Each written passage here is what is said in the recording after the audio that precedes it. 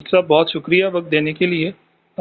तुर्किया के सदारती इलेक्शंस का गुज़िश्ता कल 14 मई को इनेकाद हुआ है, 14 मई 2023, और अभी तक उसकी गिनती और उसका अमल जारी है। बज़ाहिर मामला रन ऑफ मरहले की तरफ ही जा रहा है, लेकिन ये बताइएगा कि इस वक्त कहा यह जा रहा है कि दुनिया भर के ममालिक की नज़रें इस वक्त तुर्की के इलेक्शंस पर हैं। तो क्या वजह है कि दुनिया भर के ममालिक इस वक्त तुर्की के इलेक्शन पर फोकस कर रहे हैं और मुस्लिम उम्मा ये चाहती है कि तुर्की के इस्लाम पसंद और रजब तय्यब उर्दुगान जो है ना वो जीतें? तो तय्यब उर्दुगान की जीत आपको क्यों ज़रूरी नज़र आती है? बिस्मिल्लाहिर्रहमानिर्रहीम नहमदुहु व नुसल्ली अला रसूलिल करीम अम्मा बाद। असल बात यह है कि इस वक्त रजब तय्यब उर्दुगान का जीतना हमारी नज़र में हमारी दिली राय के मुताबिक इसलिए ज़रूरी है कि इस वक्त वो आलम इस्लाम के एक ऐसे लीडर हैं जो अपनी ममलकत के मुसलमानों के दीनी तर्जमान और शाम, फलस्तीन और इराक के मुहाजिरीन के मेज़बान और फलस्तीन काज पर फलस्तीनियों के और कश्मीर काज पर पाकिस्तान के वो हामी हैं। इसके साथ साथ उनकी सूरत हाल ये है कि हमने उनका अभी ताज़ा माजी देखा है। जब भी पूरी दुनिया में जहां कहीं पर भी उम्मत मुस्लिमा को ज़रूरत पड़ी है और जिस हवाले से ज़रूरत पड़ी है, तो जिस बादशाह की तरफ, जिस सदर ममलकत की तरफ निगाहें उठती थी, उनमें टॉप ऑफ द लिस्ट अल्लाह रब्बुल इज़्ज़त ने जो मकाम बुलंद अता फरमाया वो सदर रजब तय्यब उर्दुगान को। आप गौर कीजिए कि जब बर्मा का मसला खड़ा हुआ और रोहिंग्या के मुहाजिरीन बांग्लादेश के अंदर आए, तो वहां रोहिंग्या और बांग्लादेश की सरजमीन पर रजब तय्यब उर्दुगान अपनी अहलिया के साथ वहां मौजूद हमें नजर आए।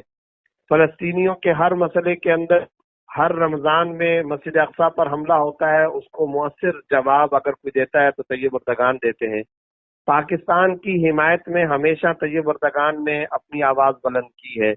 इसके साथ साथ अगर खास तौर पर हम हरमैन शरीफैन के हवाले से भी देखें, उसके तहफ़्फ़ुज़ के हवाले से देखें,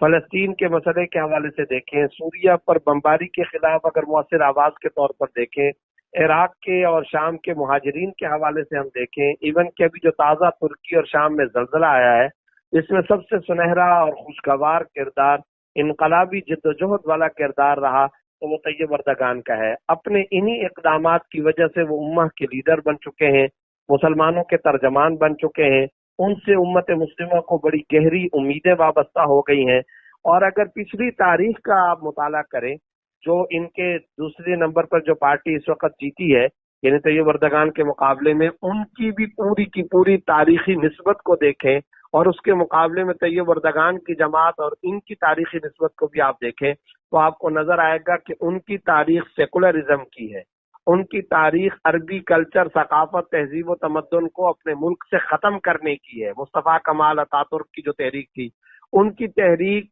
तारीख मुकम्मल तौर पे लादीनियत और दहरियत और कम्युनिज्म और लिबरलिज्म और सेकुलरिज्म से वाबस्ता रही है। इसके मुकाबले में दीनी एतबार से, रूहानी एतबार से और मजहबी एतबार से, शायर इस्लाम के तहफ़्फ़ुज़ के एतबार से, फिर अगर फ्रांस की जानिब से मगरबी दुनिया या यूरोपीय ममालिक की तरफ से तौहीन रिसालत का अगर मामला होता है, तो इन तमाम पहलुओं से अगर हम देखते हैं तो तय्यब उर्दुगान का किरदार बड़ा खुशगवार और सुनहरा और इंतहाई आला और उम्दा नजर आता है। इसलिए इस वक्त दुनिया भर की उम्मत मुस्लिमा, अहले बसीरत अफराद इन दुआओं के अंदर लगे हुए हैं कि अल्लाह रब्बुल इज़्ज़त करे कि वो रन ऑफ मरहले की तरफ भी ना जाएं और उससे पहले ही राउंड के अंदर अल्लाह ताला उनको फतह अता फरमाए। हमारी दिली तमन्ना, आरजू और चाहत और दिली दुआ तो यही है। लेकिन जो जमीनी हकायक नजर आ रहे हैं, अगरचे खुद तय्यब उर्दुगान साहब ने अभी कुछ देर पहले बाकायदा अपने वोटों की कसरत का ऐलान भी किया है,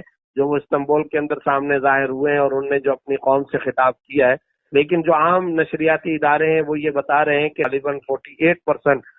रिजल्ट आने के बावजूद मामला शायद रन ऑफ